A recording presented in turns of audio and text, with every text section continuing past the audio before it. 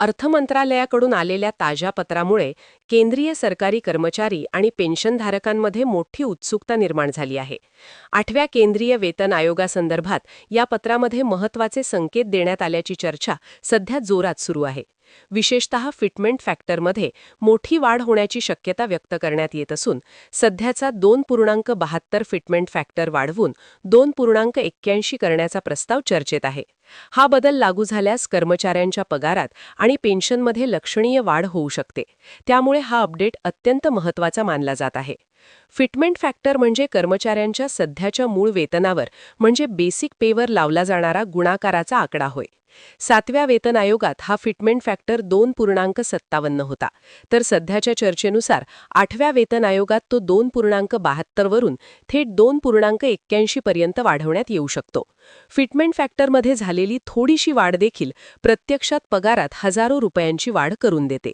त्यामुळे याकडे कर्मचारी मोठ्या आशेने पाहत आहेत. जर 2.81 फिटमेंट फॅक्टर लागू झाला तर सध्या 18,000 रुपये इतके किमान मूळ वेतन असलेल्या कर्मचाऱ्यांचे वेतन थेट 50,000 रुपयांच्या आसपास जाऊ शकते. यामध्ये केवळ बेसिक पगाराचा विचार करण्यात आला असून महागाई भत्ता, घरभाडे भत्ता, प्रवास भत्ता यांसारखे इतर भत्ते वेगळे असतील. त्यामुळे एकूण पगारात मोठी उडी पाहायला मिळू शकते.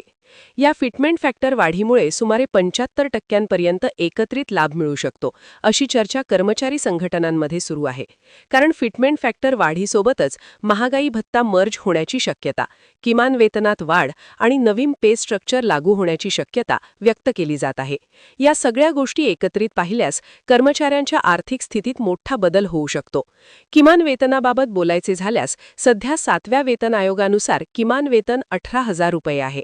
परंतु 8व्या वेतन आयोगात हे किमान वेतन 26,000 रुपये ते 28,000 रुपयांदरम्यान जाण्याची दाट शक्यता वर्तवली जात आहे. काही कर्मचारी संघटना तर किमान वेतन 30,000 रुपये असावे अशी ठाम मागणी करत आहेत.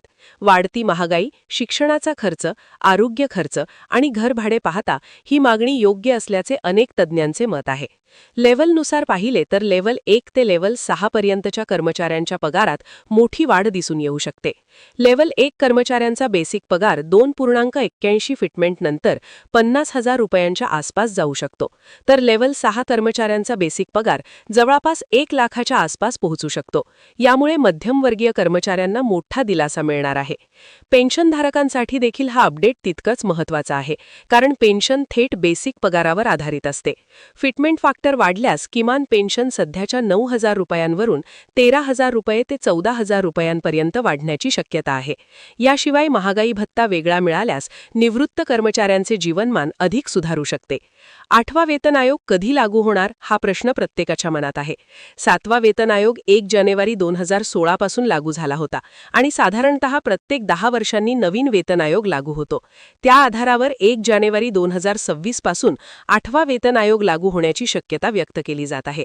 अर्थ मंत्रालयाचे पत्र म्हणजे या दिशेने सुरू झालेल्या हालचालींचा एक भाग मानला जात आहे. तथापि इथे हे स्पष्ट करणे अत्यंत आवश्यक आहे की सध्या तरी 8व्या वेतन आयोगाबाबत कोणतीही अंतिम अधिकृत अधिसूचना जाहीर झालेली नाही.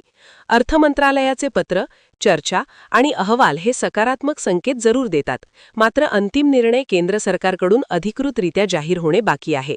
त्यामुळे कर्मचारी आणि पेन्शनधारकांनी कोणत्याही अफवांवर विश्वास न ठेवता अधिकृत घोषणेची वाट पाहणे गरजेचे आहे. पुढील काही महिन्यांमध्ये वेतन आयोगासंदर्भात समिती स्थापन होणे, कर्मचारी संघटनांशी चर्चा होणे आणि फिटमेंट फॅक्टरवर अंतिम निर्णय घेतला जाण्याची शक्यता आहे. जर सर्व प्रक्रिया सकारात्मक पद्धतीने पुढे गेल्या तर 8वा वेतन आयोग हा आत्तापर्यंतचा सर्वात मोठा दिलासा देणारा वेतन आयोग ठरू शकतो. एकूणच पाहता अर्थ मंत्रालयाच्या पत्रामुळे 8व्या वेतन आयोगाबाबत कर्मचाऱ्यांच्या अपेक्षा वाढल्या आहेत. फिटमेंट फॅक्टर 2.72 वरून 2.81 झाला तर सरकारी कर्मचारी आणि पेन्शनधारकांच्या उत्पन्नात ऐतिहासिक वाढ होण्याची शक्यता आहे.